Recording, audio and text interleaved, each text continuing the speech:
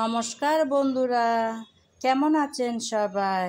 আশা করি সবাই ভালো আছেন। আজকে একটা ঢেঁড়সের মজাদার একটা রেসিপি নিয়ে আপনাদের সামনে চলে আসলাম। আর সেই মজাদার রেসিপিটা বানাতে কোনো ধরনের মাছ ব্যবহার করব না। সাধারণত আমরা ঢেঁড়স খেয়ে থাকি ভাজি, ভর্তা বা রান্না করতে কিন্তু চিংড়ি মাছ, চিংড়ি শুটকি বা অনেক ধরনের কিছু প্রয়োজন হয়ে থাকে। আজকে আমি কোনো প্রকার মাছ ছাড়াই ঢেঁড়সের মজাদার রেসিপিটা বানিয়ে নেব। শুধু একটি মাত্র ম্যাগি মশলা দিয়ে। দারুণ স্বাদের হয় কিন্তু ম্যাগি মশলা দিয়ে এই রেসিপিটা। চলুন তাহলে দেখে নেওয়া যাক রেসিপিটা। প্রথমে ঢেঁড়স আমি কেটে ধুয়ে পরিষ্কার করে নেব। ঢেঁড়স আমি শুরুতে ধুয়ে নিয়েছিলাম, ধুয়ে পানি ঝরিয়ে নিয়েছি। এখন টুকরা টুকরা করে কেটে নেব। আমি এরকম সাইজ করে সবগুলো ঢেঁড়স কেটে নেব। এই যে এরকম সাইজ করে কাটলাম। এভাবে কেটে সবগুলো তারপর ফিরে আসব। সবগুলো ঢেঁড়স আমি কেটে নিয়েছি। এখন চুলায় রান্নাটা বসিয়ে দেব। রান্নাটা বসাবো বলে চুলায় একটা প্যান বসিয়ে দিলাম। তাতে পরিমাণ মতো তেল দিয়ে দিলাম। তেল গরম হয়ে গেল। গরম তেলে আমি পেঁয়াজ কুচি দিয়ে দিলাম।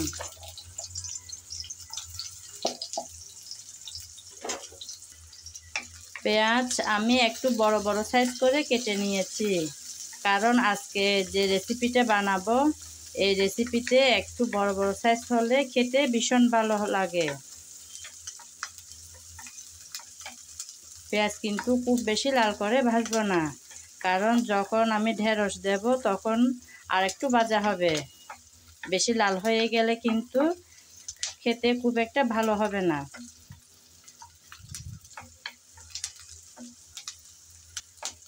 আমি কিছুক্ষণ নেড়েচেড়ে পেঁয়াজ ভেজে নিলাম।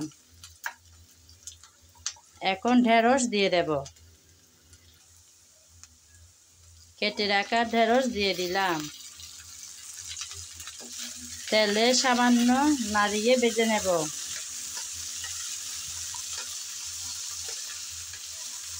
আমি হালকা করে নাড়িয়ে ভেজে নিলাম, আর ভাজতে হবে না। এখন দেব হলুদ,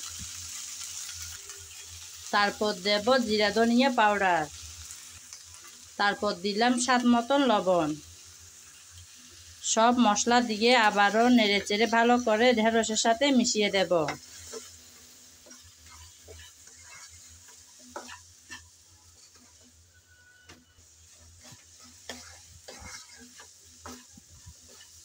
শুরুতেই কিন্তু ভালোভাবে ঢেঁড়স নাড়িয়ে নিতে হবে, কারণ লাস্টের দিকে নাড়লে ঢেঁড়স কিন্তু নরম, সেজন্য ভেঙে যাওয়ার সম্ভাবনা থাকে।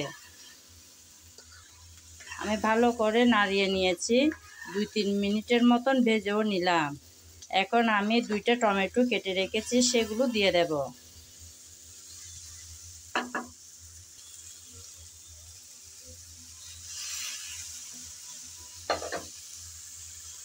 টমেটো দিয়ে দিলাম।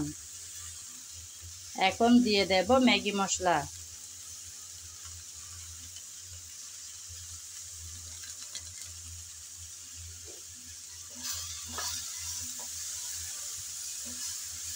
ম্যাগি মশলা দিয়ে ভালোভাবে নেড়েচেড়ে ঢেঁড়সের সাথে মিশিয়ে দিতে হবে।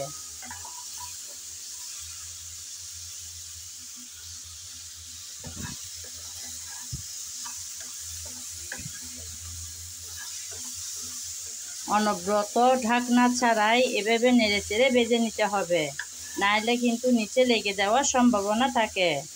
কারণ আজকের রান্নাটাতে আমি তেল দিয়েছি খুব কম। এটাতে যত কম তেল দিয়ে ভাজা হবে ততই খেতে স্বাদের হয়।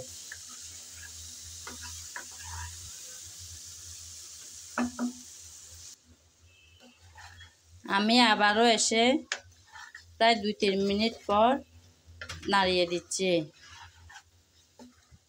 রান্না কিন্তু প্রায় শেষের দিকে।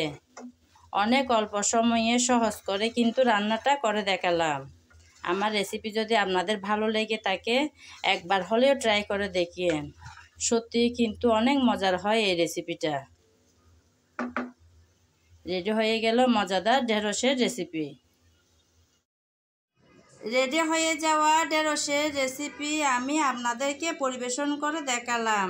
দেখুন বন্ধুরা, কতই না সুন্দর আর লোভনীয় দেখাচ্ছে। একটি মাত্র ম্যাগি মশলা দিয়েই এত স্বাদের ঢেঁড়সের রেসিপিটা বানিয়ে নিলাম। আপনাদের কারো যদি ভালো লেগে থাকে আমার এই চ্যানেলটি সাবস্ক্রাইব করে আমার পাশে থাকবেন, লাইক কমেন্ট শেয়ার করবেন। আর যদি ফেসবুক পেজে দেখে থাকেন তাহলে পেজটি ফলো করে দেওয়ার অনুরোধ রইল। আজ এ পর্যন্ত, সবাই ভালো থাকবেন। নমস্কার।